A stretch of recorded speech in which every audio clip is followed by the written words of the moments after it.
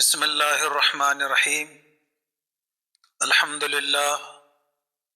للہ کفا وسلام علی عباده الذین اصطفى اما بعد فاعوذ باللہ من الشیطان الرجیم بسم اللہ الرحمن الرحیم یا ایہا الذین آمنوا اتقوا اللہ وقولوا قولا سدیدا يصلح لكم أعمالكم ويغفر لكم ذنوبكم ومن يطع الله ورسوله فقد فاز فوزا عظيما صدق الله المولانا العظيم وكما ورد في الحديث الصحيح عن سعد بن أبي وقاص رضي الله عنه قال قال رسول الله صلى الله عليه وسلم أربع من السعادة المرأة الصالحة والمسكن الواسع والجار الصالح والمركب الهني وأربع من الشقاء الجار السوء والمرأة السوء والمركب السوء والمسكن الضيق أو كما قال النبي صلی اللہ علیہ وسلم۔ قابل احترام دینی بھائی اور عزیزو،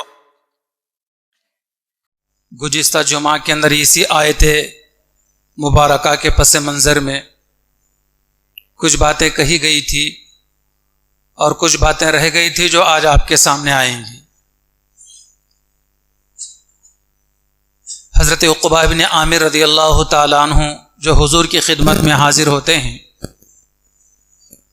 اور حضور سے مصافحہ کرتے ہیں اور حضور کا مبارک ہاتھ اپنے ہاتھوں میں پکڑ کر حضور سے نصیحت کی درخواست کرتے ہیں کہ حضور مجھے کچھ نصیحت کیجیے، تو حضور صلی اللہ علیہ وسلم نے حضرت عقبہ بن عامر رضی اللہ تعالیٰ عنہ کو 7 باتوں کی نصیحت کی تھی، جن میں پہلی بات یہ فرمائی تھی کہ احرس لسانک، کہ تم اپنے زبان کی حفاظت کرو۔ زبان کی حفاظت کے تعلق سے کچھ باتیں پچھلے جمعہ میں گوشہ گزار کی گئی تھی۔ یقیناً جسم انسانی کے اندر زبان ایک اللہ تعالیٰ کی بہت بڑی نعمت ہمارے پاس موجود ہے۔ اس کے صحیح استعمال سے آدمی جنت کا حقدار بھی ہوتا ہے، اور اگر زبان کا غلط استعمال کیا گیا تو آدمی جنت سے محروم بھی ہو سکتا ہے۔ ایک مرتبہ نبی کریم صلی اللہ علیہ وسلم کے مبارک زمانے میں آپ نے عید کی نماز پڑھائی۔ عید کی نماز پڑھانے کے بعد عورتوں کے جگہ پر تشریف لے گئے، جہاں پر عورتیں بڑی تعداد میں جمع تھی، اور وہاں عورتوں سے آپ علیہ السلام نے خطاب فرمایا، اور اس میں یہ بیان فرمایا آپ علیہ السلام نے کہ بہنوں اور بیویوں، تم صدقات و خیرات کا زیادہ اہتمام کرو، اس لیے کہ میں نے تم کو سب سے زیادہ جہنم میں جلتے ہوئے دیکھا ہے۔ چونکہ ہمارے نبی صلی اللہ علیہ وسلم کو معراج میں جنت و دوزخ کا مشاہدہ کرایا گیا تھا۔ آپ علیہ السلام نے اپنے مبارک آنکھوں سے جنت اور دوزخ کو دیکھ کر آئے ہیں، اور کھلی کھلی صاف صاف باتیں ہمارے سامنے بیان فرمائی ہیں۔ ہم سب کی سعادت مندی اس میں ہے کہ حضور پاک علیہ السلام کے بیان کردہ چیزوں پر عمل کریں، اور جن سے آقا دو جہاں علیہ السلام نے منع فرمایا ہے ان سے اپنے آپ کو دور رکھیں، باز رکھیں۔ تو حضور نے عورتوں کے ایک مجمع سے خطاب کرتے ہوئے عید کے دن فرمایا کہ بہنوں اور بیویوں، تم صدقہ و خیرات کا زیادہ اہتمام کرو، اس لیے کہ میں نے تم کو جہنم میں سب سے زیادہ تعداد میں جلتے ہوئے دیکھا ہے۔ عورتیں پریشان ہو گئی، اور ایک ہوشیار قسم کی عورت کھڑی ہو گئی اور کہنے لگی کہ یا رسول اللہ صلی اللہ علیہ وسلم، کیا بات ہے؟ کس چیز کی وجہ سے اور کس گناہ کی وجہ سے ہم کو آپ نے ہم کو بڑی تعداد میں کثرت کے ساتھ جہنم میں جلتے ہوئے دیکھا ہے؟ ایک وجہ تو آپ علیہ السلام نے یہ بیان فرمائی کہ تم اپنے زبان سے لان تان کو جملہ بہت استعمال کرتی ہو۔ حتیٰ کہ خود کا بچہ بھی ہوتا ہے، اگر خود کے بچے سے کوئی غلطی ہو جاتی ہے یا آپ کے مزاج کے خلاف اس سے کچھ کام ہو جاتا ہے، کچھ حرکت ہو جاتی ہے، تو بچے کو برا بھلا کہنا شروع کر دیتی ہیں، لان تان کرنا شروع کر دیتی ہے، اور پڑوسیوں پر، خاندان کے لوگوں پر، نہ جانے کتنے لوگوں پر کس کس قسم کے الفاظ لان تان کے، ملامت کے، بد دعا کے استعمال کرتے ہیں۔ حالانکہ کبھی بحیثیت مسلمان ہونے کے نہ اپنے بھائی کو، نہ اپنے بہن کو، نہ اپنے ماں باپ کو، نہ ہی اپنے اولاد کو، نہ رشتہ داروں کو، اور نہ ہی پڑوسیوں کو کبھی بھی لان تان کا جملہ کبھی استعمال نہیں کرنا چاہیے، کہ لان تان کی وجہ سے، تانا اور طنز کرنے کی وجہ سے لوگوں کے دل بڑے شدید زخمی ہو جاتے ہیں، دل ٹوٹ جاتے ہیں، اور ٹوٹے ہوئے دل سے اگر کوئی بد دعا کر دے تو ہماری دنیا اجڑنے میں دیر نہیں لگتی۔ صبر سے کام لیں۔ کبھی کبھار ایک بات کبھی کوئی مزاج کے خلاف ہو گئی تو مہینوں اور برسوں سامنے آتے ہی طنز کر رہے ہیں، سامنے آتے ہی تانے دینا شروع کر رہے ہیں۔ تو نبی کریم صلی اللہ علیہ وسلم نے فرمایا کہ سب سے زیادہ عورتیں جو جہنم میں جلیں گی یہ اپنے زبان سے لان تان کا لفظ استعمال کرنے کی وجہ سے، طنز اور تانے کسنے کی وجہ سے، اور یہ مرض مردوں کے مقابلے میں عورتوں میں زیادہ ہے۔ اس کا یہ مطلب نہیں کہ مردوں میں نہیں، مردوں میں بھی ہے، بہت تکلیف دیتے ہیں ایک دوسرے کو، لیکن مردوں کے مقابلے میں یہ بیماری، یہ مرض عورتوں میں زیادہ ہے۔ اس لیے ہماری اپنی ذمہ داری بنتی کہ پیغام پیغمبر اسلام صلی اللہ علیہ وسلم کا اپنے گھر کی خواتین تک، اپنے بہو بیٹیوں تک پہنچائیں، اور کبھی اپنے گھر کی بہو بیٹیوں سے اس قسم کے الفاظ سنیں تو فوراً بچیوں کو، اپنے بیوی کو، اپنے بیٹی کو، اپنے بہنوں کو خاموش کرا دیں، اور حضور کا یہ پیغام سنائے کہ نہیں،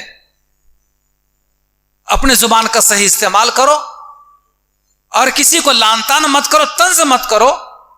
اور یہ حضور کا فرمان سنا ہے کہ حضور نے جو سنایا کہ میں نے سب سے زیادہ عورتوں کو جہنم میں دیکھا ہے، تو کن عورتوں کو دیکھا ہے؟ کہ جو اپنے زبان کا صحیح استعمال نہیں کرتی، لان تان کرتی ہیں، ان عورتوں کو سب سے زیادہ جہنم میں جلتے ہوئے دیکھا ہے۔ اور دوسری وجہ آپ علیہ السلام نے عورتوں کی کثرت کے ساتھ جہنم میں جانے کی بیان فرمائی، وہ یہ کہ اپنے شوہر کی ناشکری کرتی ہے۔ شوہر کتنا بھی زیادہ اس کا غم گسار ہو اور ہر چیز اس کی مہیا کرتا ہو، ہر وقت اس کے کام آتا ہو، لیکن کبھی اپنے مزاج کے خلاف کوئی بات شوہر سے ہو جائے، یا اپنے مرضی کے مطابق کوئی چیز اگر لا کر نہ دے، تو پھر دیکھو عورت کی زبان کیسے چلتی ہے۔ میں نے کبھی تم میں کوئی خیر نہیں دیکھی، کبھی تم میرے کام ہی نہیں آتے، کبھی تم نے مجھے خوش کرنے کی کوشش نہیں کی، ہمہ قسم کی جملے اپنے زبان پر لا کر شوہر کو ناراض کر دیتی ہیں۔ 20 مرتبہ اگر شوہر ہمارے مرضی کے مطابق ہم سے بات کرتا ہے اور ہمارے ضرورت کی چیزیں ہمیں لا کر دیتا ہے، ہمیں خوش رکھتا ہے، کبھی ایک آدھ مرتبہ اگر کوئی چیز ہو جائے تو ہمارے بہنوں کو بھی چاہیے کہ صبر سے کام لیں، لیکن ایک مرتبہ کی وجہ سے 20 مرتبہ کے کیے ہوئے پر پانی نہ پھیرا کریں، ورنہ حضور پاک علیہ السلام کا یہ فرمان تو سامنے ہے کہ اپنے شوہر کی ناشکری کرنے کی وجہ سے میں نے کثرت کے ساتھ عورتوں کو جہنم میں جلتے ہوئے دیکھا ہے۔ اور اسی عید کے بعد، نماز پڑھانے کے بعد آپ نے جو خطبہ بیان فرمایا، اس میں یہ بھی بیان فرمایا کہ عورتوں تم میں 3 خامیاں بھی ہیں، تم میں 3 خامیاں بھی ہیں، ایک تمہاری عقل ناقص ہے، دوسرے تمہارا دین ناقص ہے۔ عورتوں نے کہنا شروع کیا کہ یا رسول اللہ صلی اللہ علیہ وسلم، ہمارے عقل کے ناقص ہونے سے کیا مراد، اور ہمارے دین کے ناقص ہونے سے کیا مراد؟ تو آپ علیہ السلام نے فرمایا کہ مہینے میں کچھ دن تم عورتوں کے ایسے آتے ہیں کہ ان دنوں کے اندر تم پوری طریقے سے دین پر عمل نہیں کر سکتی، نماز نہیں پڑھ سکتی، روزہ نہیں رکھ سکتی، اللہ کے بابرکت کلام قرآن کی تلاوت نہیں کر سکتی، یہ تمہارا ہے دینی اعتبار سے تمہارا نقصان ہے. اور دوسری وجہ عقلی اعتبار سے تمہاری کمی اور عقل کے اعتبار تمہارا نقصان یہ ہے کہ مردوں کے مقابلے میں تمہاری گواہی عادی ہے. یعنی جہاں ایک آدمی کی گواہی معتبر ہے وہاں اگر آدمی نہ ہو تو ایک عورت کی گواہی معتبر نہیں ہے بلکہ ایک مرد کے مقابلے میں دو عورتوں کی گواہی معتبر ہے. جیسے کسی کی شادی ہو رہی ہے, مرد گواہن وہاں پر موجود نہیں ہے, ایک آدمی ہے صرف, تو ایک آدمی ایک عورت کو گواہ نہیں بنایا جائے گا بلکہ ایک آدمی کو اور دوسری دو عورتوں کو گواہ بنایا جائے گا. اس لیے کہ ایک آدمی کے مقابلے عورت کی گواہی عادی ہے. یہ عقل کے اعتبار سے عورت کا نقصان بیان کیا گیا ہے. تو دیکھا آپ نے کہ اپنی زبان کا غلط استعمال کی وجہ سے کس قدر حضور پاک علیہ الصلوۃ والسلام بیان فرمایا کہ میں نے کثرت کے ساتھ عورتوں کو جہنم میں جلتے ہوئے دیکھا ہے. آپ کہیں گے شاید ہم عام لوگوں کے لیے ہے. ایک مرتبہ حضور پاک علیہ السلام کے مبارک زمانے میں حضور اپنے بیوی حضرت عائشہ صدیقہ رضی اللہ تعالیٰ عنہ کے ساتھ بیٹھے ہوئے ہیں. ایک بہت ہی پستقد ٹھگنی سر کی عورت کا گزر ہوا تو حضرت عائشہ صدیقہ رضی اللہ تعالیٰ نے کہا کہ یا رسول اللہ صلی اللہ علیہ وسلم کتنی پستقد سی عورت ہے. آپ علیہ السلام نے غصے میں فرمایا کہ عائشہ اگر تمہارے یہ بول دریا میں ڈال دیے جائیں تو دریا کا پانی گندا ہو جائے, اس کا کیا قصور؟ کون چاہتا ہے کہ اپنے آپ کو پستقد پیدا کر لے؟ اللہ اپنے فضل سے اپنے مرضی سے جسے چاہتے ہیں جیسا چاہے ویسا بنا دیتے ہیں. کسی کو کالا کہنا, کسی کو گورا کہنا, کسی کو لمبا کہنا, کسی کو پستقد کہنا, کسی کو بے روزگار کرنا. بعض لوگ کہتے ہیں وہ دیکھو بے روزگار آ رہا ہے, دیکھو. ارے اس کا کیا قصور ہے بے روزگار ہونے میں؟ اللہ اس کی آزمائش کر رہے ہیں. اللہ تعالیٰ کا کام تو یہ ہے کہ اللہ پاک ڈھیر ساری چیزیں دے کر آزماتے ہیں اور بعض مرتبہ چیزیں چھین کر آزماتے ہیں اپنی. بندے کا کام یہ ہے کہ اللہ کی نعمتیں ہمارے اوپر نچھاور ہوں تو نعمتوں کو استعمال کر کے شکر ادا کرے, اور اگر ہمارے پاس کچھ نہیں ہے تو صبر سے کام لے. اس پر بھی اللہ تعالیٰ اجر و ثواب عطا فرماتے ہیں اور صبر کے اوپر بھی جنت اور جنت کے لازوال نعمتیں ہیں. لیکن کسی کو طنز کرنا, تانے دینا, برا بھلا کہنا, کسی کو بے روزگار کہنا, کسی کو لمبا کہنا, کالا کہنا, گڈھا کہنا, موٹا کہنا, وہ دبلا کہنا, یہ ایسے گندے الفاظ ہیں کہ قیامت کے دن اس کی وجہ سے پکڑ ہو سکتی ہے. معمولی الفاظ نہیں ہے کسی کو طنز کرنا اور اپنے زبان کا غلط استعمال کرنا. بھائیو, اللہ کی بہت بڑی نعمت ہے یہ. اس کی وجہ سے ہم جنت کے حقدار بھی ہو سکتے ہیں اور جنت سے محروم بھی ہو سکتے ہیں. ایک مرتبہ نبی کریم صلی اللہ علیہ وسلم جب معراج میں تشریف لے گئے تھے اور حضرت ابراہیم علیہ السلام سے ملاقات ہوئی تو معراج میں حضرت ابراہیم علیہ السلام نے حضور کی امت کو یعنی ہم سب کو دو تحفے پیش کیے ہیں. جانتے ہیں کیا تحفے ہیں وہ؟ حضور کے واسطے سے دو تحفے پیش کیے ہیں. وہ یہ کہے ہیں کہ نبی محمد صلی اللہ علیہ وسلم میری طرف سے آپ اپنی امت کو دو تحفے پیش کریں. ایک تو یہ ہے کہ اپنی امت کو میری طرف سے آپ سلام کہیں. تو ہمیں بھی چاہیے کہ ابراہیم علیہ السلام کی یہ بات پہلی مرتبہ ہم تک پہنچی ہو تو ہم ابراہیم علیہ السلام کے سلام کا جواب دیں کہ حضور کے واسطے سے ہم تک انہوں نے سلام پہنچایا ہے. اور دوسرا تحفہ یہ پیش کیا ہے کہ جنت خالی جگہ ہے اور جنت کی زمین بڑی صاف ستھری اور پاک جگہ ہے اور جنت کا پانی بڑا میٹھا ہے. لیکن اگر تم چاہتے ہو کہ جنت میں باغ لگ جائے تمہارے لیے اور تمہارے لیے درختوں کے یہاں پر درخت لگ جائیں تو تمہیں چاہیے کہ تم تیسرے کلمہ کا ورد کرو. ایک مرتبہ تم تیسرا کلمہ پڑھو گے جہاں پر سینکڑوں نیکیاں تمہارے نام اعمال میں لکھی جائیں گی. اسی طریقے سے ایک درخت تمہاری طرف سے جنت میں بھی لگا دیا جائے گا. تو ہم نے اپنے زبان سے اللہ کے بابرکت نام کو لیا. تیسرا کلمہ ہم نے پڑھا سبحان اللہ الحمدللہ ولا الہ الا اللہ واللہ اکبر ولا حول ولا قوت الا باللہ. اتنا کہنے کی وجہ سے ہماری طرف سے جنت میں ایک درخت لگ جاتا ہے, جھاڑ لگ جاتا ہے. اب ہمیں اختیار ہے جتنی کثرت کے ساتھ میں چاہیں تیسرا کلمہ پڑھیں اور اتنے زیادہ درخت اور باغات ہم جنت میں لگوا دیں کہ آخرت میں پھر ہمیں اس سے بہت زیادہ نفع ملے گا. تو پہلی چیز حضرت عقبہ بن عامر رضی اللہ تعالیٰ عنہ کو جو حضور نے کی وہ یہی تھی کہ احرس لسانک, عقبہ تم اپنے زبان کی حفاظت کرو. پھر دوسری نصیحت فرمائی آقا دو جہاں علیہ الصلوۃ والسلام نے حضرت عقبہ بن عامر رضی اللہ تعالیٰ عنہ کو وہ نصیحت یہ فرمائی وَلْيَسْعَكَ بَيْتُكَ. بیتن کہا جاتا ہے عربی میں گھر کو, یسع یسعو کے معنی تھے کشادہ ہونے کی. عقبہ تمہیں چاہیے کہ تمہارا گھر تمہارے لیے کشادہ ہو, گھر کشادہ ہو. حضرات محدثین کرام نے اس حدیث مبارکہ کے دو مطلب بیان کیے ہیں. ایک مطلب اس حدیث مبارکہ کا یہ ہے کہ تمہارا گھر تمہارے لیے کشادہ ہو کا مطلب یہ ہے کہ تم زیادہ تر اپنے اوقات گھر میں گزارا کرو. اگر دن بھر معاش کے لیے, روزی روٹی کمانے کے لیے, ڈیوٹی کے لیے, تجارت و بزنس کے لیے گھر کے باہر اگر جاتے ہیں تو کاروبار بند ہونے کے بعد جلدی سے لوٹ کر اپنے گھر آؤ. یہ گھر والوں کا بھی حق ہے, بیوی اور بچوں کا بھی حق ہے, بوڑھے ماں باپ کا بھی حق ہے, انہیں بھی اوقات دیا کرو.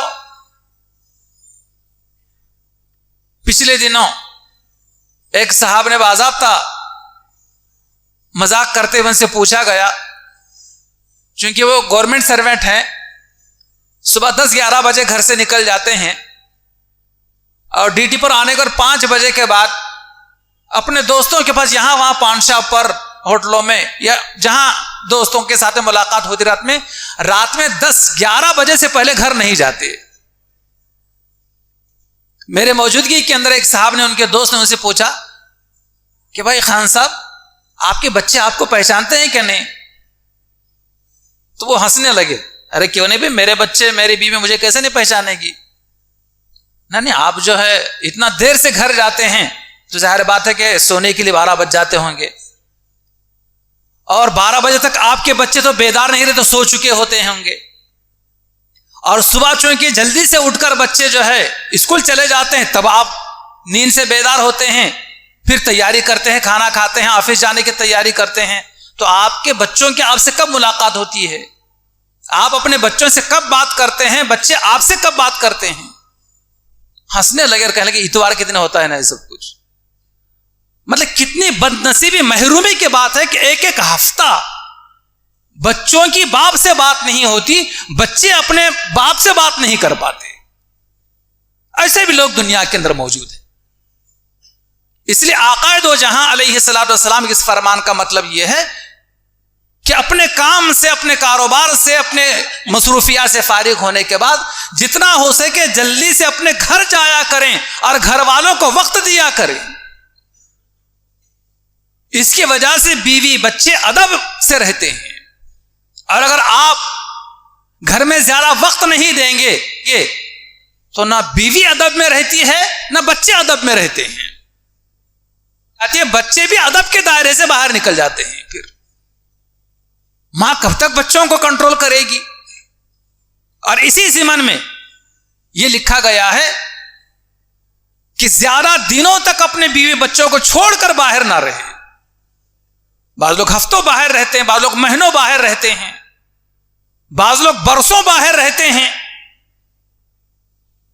تو یہ عادت مناسب نہیں قرار دی گئی آپ کے بچوں کے لیے, آپ کے بیوی کے لیے. محدثین نے اسی حدیث مبارکہ کے ضمن اس کو بھی لکھا ہے کہ بعض لوگ برسوں باہر چلے جاتے ہیں. اور شرعی اعتبار سے کوئی بھی شوہر بیوی کی اجازت کے بغیر 4 مہینے سے زیادہ اپنا گھر چھوڑ کے باہر نہیں رہ سکتا. مقدر کا کہیں بھی مل جاتا ہے، لیکن شرط یہ کہ ہاتھ پیر ہلانا پڑے گا. آپ یہاں چاہتے ہیں کہ میں ہاتھ پیر نہیں ہلاؤں گا اور وہاں جا کر ہر چیز کرنے کو میں تیار ہو جاؤں گا؟ یہ کون سی عقل مندی کی بات ہے؟ اور بعض لوگ ایسے بھی ہوتے ہیں کہ بس نہیں، میں پسینہ نہیں بہاؤں گا، کاؤنٹر پر بیٹھ کے صرف نوٹ گنوں گا. بعضوں کی قسمت میں وہ بھی ہوتا ہے، لیکن بعضوں کی قسمت میں پسینہ بہانے سے کچھ ملتا ہے.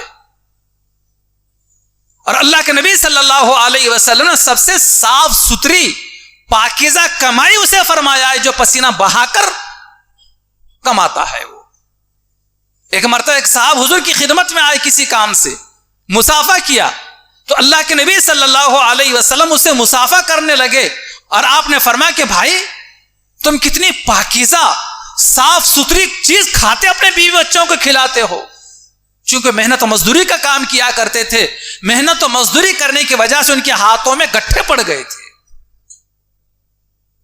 ایک تو یہ مطلب، اور دوسرا مطلب اس حدیث مبارکہ کا یہ بیان کیا گیا ہے وَلِيَسَعَكَ بَيْتُكَ کہ تمہارا گھر تمہارے لیے کشادہ ہو. مطلب یہ ہے کہ بہت تنگ گھر نہیں ہونا چاہیے کہ تنگ گھر میں آنے والے مہمان بھی اسی کمرے میں بیٹھ رہے ہیں، بچے بھی اسی کمرے میں ہیں، بچیاں بھی اسی کمرے میں ہیں، آپ میاں بیوی بھی اسی کمرے میں ہیں، سارے ضروریات اسی کمرے میں پوری ہو رہی ہیں، تو ظاہر بات ہے کتنی مشکلات آئیں گی. تو کشادہ گھر کے لیے کوشش کرنا، بھاگ دوڑ کرنا، روپیہ پیسہ کمانا کوئی بری بات نہیں ہے، لیکن ہاں عالیشان مکان کے لیے پیسے لٹانا یہ بری بات ہے. کشادہ مکان بنانا جس میں گھر کے سارے افراد کی آسانی سے ضرورت پوری ہو جائے کوئی عیب کی بات نہیں ہے، کوئی بری بات نہیں ہے. اسی وجہ سے حضور نے فرمایا وَلِيَسَعَكَ بَيْتُكَ کہ تمہارا گھر تمہارے لیے کشادہ ہونا چاہیے. آقا دو جہاں علیہ السلام کا یہ فرمان کہ مُرُوا أَوْلَادَكُمْ بِالصَّلَاةِ وَهُمْ أَبْنَاءُ 7 سِنِينَ کہ تم اپنے بچوں کو جب ان کی 7 سال کی عمر ہو جائے تو انہیں نماز پڑھنے کے لیے کہو. وَاضْرِبُوهُمْ عَلَيْهَا وَهُمْ أَبْنَاءُ 10 اور جب تمہارے بچیاں 10 سال کے ہو جائیں تو نماز کے نہ پڑھنے پر بچوں کو مارو. اور تیسری چیز جو میں اصل سنانا چاہتا ہوں حدیث مبارکہ میں ہے وَفَرِّقُوا بَيْنَهُمْ فِي الْمَضَاجِعِ جب بچے 10 سال کی عمر کو ہو جائیں تو ان کے بستروں میں وہ علیحدگی پیدا کر دو. 10 سال کی عمر کے دونوں بہن بھائی ایک ساتھ نہیں سو سکتے، اور باشعور بچی اپنے باپ کے ساتھ نہیں سو سکتی، باشعور بیٹا اپنے ماں کے بازو میں نہیں سوتا. اگر شہوت کے ساتھ میں باپ کا ہاتھ بیٹی پر پڑ گیا نکاح ٹوٹ جاتا ہے. شہوت کے ساتھ بیٹے کا ہاتھ اگر ماں کے اوپر پڑ جاتا ہے ان کا نکاح ٹوٹ جاتا ہے. اسی اعتبار سے آقا دو جہاں علیہ السلام کی یہ ہدایات معمولی چیز نہیں ہے. اس لیے فرمایا آپ علیہ السلام نے کہ اپنا گھر اپنے لیے کشادہ ہونا چاہیے جس میں سب کی ضروریات آسانی سے پوری ہو سکے.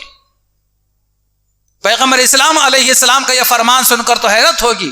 آپ علیہ السلام فرماتے ہیں، حضرت سعد ابن ابی وقاص رضی اللہ تعالیٰ عنہ کی روایت ہے، اربع من السعادتی کہ 4 چیزیں انسان کی سعادت مندی میں سے ہیں، واربع من الشقائی اور 4 چیزیں انسان کے محرومی میں سے ہیں، بد نصیبی میں سے ہیں.